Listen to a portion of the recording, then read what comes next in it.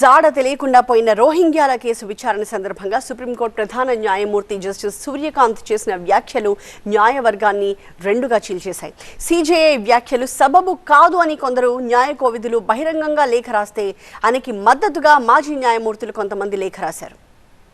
మాజీ chief justice BR గవాయిపై నిండు కోర్టులో చెప్పు విసిరిన ఘటన మర్చిపోకముందే ప్రస్తుత ప్రధాన న్యాయమూర్తి జస్టిస్ సూర్యకాంత్ టార్గెట్ గా విమర్శలు వెల్లువెత్తుతున్నాయి. గత వారం రోహింగ్యాల మిస్సింగ్ హెబియస్ కార్పస్ పిటిషన్ విచారణ సందర్భంగా సీజేఐ జస్టిస్ సూర్యకాంత్ చేసిన వ్యాఖ్యలపై రాజకీయ దుమారం చెలరేగుతోంది. ఈ కేసులో కేంద్రానికి నోటీసులు ఇచ్చేందుకు సీజేఐ నిరాకరించారు. రోహింగ్యాలో అక్రమ చొరబాటుదారులనే విషయం మీకూ తెలుసని పిటిషనర్ను ఉద్దేశించి సీజేఐ జస్టిస్ సూర్యకాంత్ వ్యాఖ్యానించారు.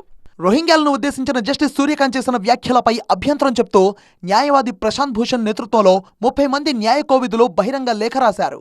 దీనిపై ఢిల్లీ హైకోర్టు మాజీ ప్రధాన న్యాయమూర్తి జస్టిస్ ఏపీ షా కూడా సంతకం చేశారు. న్యాయ వ్యవస్థకు అధిపతిగా ప్రధాన న్యాయమూర్తి కేవలం న్యాయ కర్తవ్య పారాయణుడు కాదు, పేదల అణగారిన వర్గాలకు హక్కుల పరిరక్షకులు అని కూడా ఆ లేఖలో పేర్కొన్నారు.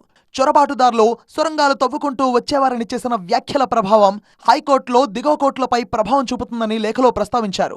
మరోవైపు సుప్రీంకోర్టును దూషించడం, న్యాయ నిపుణుల బహిరంగ లేఖను తప్పుపడుతూ సీజేఐ జస్టిస్ సూర్యకాంత్ కు మద్దతుగా 44 మంది మాజీ న్యాయమూర్తులు లేఖ విడుదల చేశారు. భారత ప్రధాన న్యాయమూర్తి జస్టిస్ సూర్యకాంత్ ను లక్ష్యంగా ఒక ప్రచారం జరుగుతోందని ఈ లేఖలో పేర్కొన్నారు. తెలంగాణ హైకోర్టు మాజీ న్యాయమూర్తి డాక్టర్ శివశంకర్ రావు కూడా దీనిపై సంతకం చేశారు. న్యాయ కార్యకలాపాలను సహేతుకమైన రీతిలో విమర్శించవచ్చు కానీ ప్రస్తుతం దానికి విరుద్ధంగా జరుగుతుందని లేఖలో మాజీ న్యాయమూర్తులు అభ్యంతరం తెలిపారు. సాధారణ కోర్టు కార్యకలాపాలను ఉద్దేశపూర్వక చర్యలుగా ఆపాదిస్తూ న్యాయ వ్యవస్థకు దుర్లక్షణాలు అంటగడుతున్నట్టుగా కనిపిస్తుందని ఈ లేఖలో పేర్కొన్నారు. రోహింగ్యాల గురించి సీజేఐ సూర్యకాంత్ చేసిన వ్యాఖ్యలకు మద్దతుగా అనేక అంశాలను ఈ లేఖలో మాజీ న్యాయమూర్తులు ప్రస్తావించారు. భారత చట్టాల ప్రకారం రోహింగ్యాలు శరణార్థులుగా భారత్కు రాలేదని స్పష్టం చేశారు. అంతేకాదు ఐక్యరాజ్యసమితి శరణార్థులుగా ఒప్పందంపై భారత్ సంతకం చేయలేదనే విషయాన్ని గుర్తు చేశారు.